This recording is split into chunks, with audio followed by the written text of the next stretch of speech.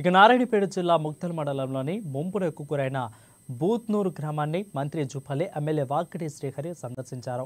తమ ముంపు సమస్యలు పరిష్కరించాలని బూత్నూరు గ్రామస్తులు మంత్రికి విన్నవించుకున్నారు. ఇక సానుకూలంగా స్పందించిన మంత్రి జుపల్లి త్వరలోనే పరిష్కరిస్తామని హామీ ఇచ్చారు.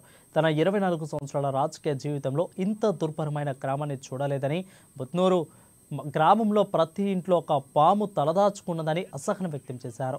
నిత్యం గ్రామ ప్రజలు ప్రాణాలతో చెలగాటమాడుతున్నారని ఆవేదన వ్యక్తం చేశారు. బుత్పూరు ముంపు బాధితులకు సరైన స్థలాన్ని సేకరించి ప్రతి బాధిత కుటుంబానికి 200 గజాల స్థలాన్ని అందించాలని అధికారులకు ఆదేశించారు.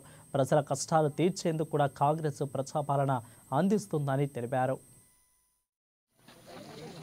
కొత్త సంవత్సరం శుభాకాంక్షలు చెప్పాలంటే బాధ అనిపిస్తుంది. ఇక్కడ చెప్పాలని వద్దని ఆలోచన శుభం లేదు, ఆకాంక్షలు కానీ శుభం లేదు. ఇక్కడ అంతా కూడా అశుభమే కనపడతా ఉంది. అందుకే నేను శుభాకాంక్షలు చెప్తలేను. శుభాకాంక్షలు చెప్పడానికి మరొకసారి వచ్చే ప్రయత్నం చేస్తూ ఇవన్నీ అయిన తర్వాత, ఎందుకంటే ఈ వాతావరణం చూస్తే వాస్తవంగా నేను కూడా గడిచిన 24 సంవత్సరాల నుంచి రాజకీయాల్లో ఉన్నా అని ఇంత హృదయ విదారకమైనటువంటి గ్రామ వాతావరణం అనేది చాలా దుర్భరమైనటువంటిది.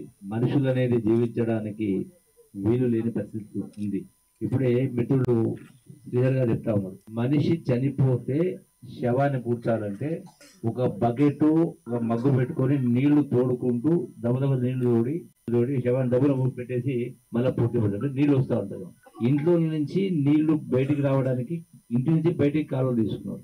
ఇప్పుడు ముసలు ఉంది అంటే ప్రతి ఇంట్లో పాము ఉంది, ఊరి మధ్యలో ముసలు ఉంది అంటే ఈ యొక్క రిజర్వాయర్ కట్టకు ఓర్పుకు దండం పెట్టాలి.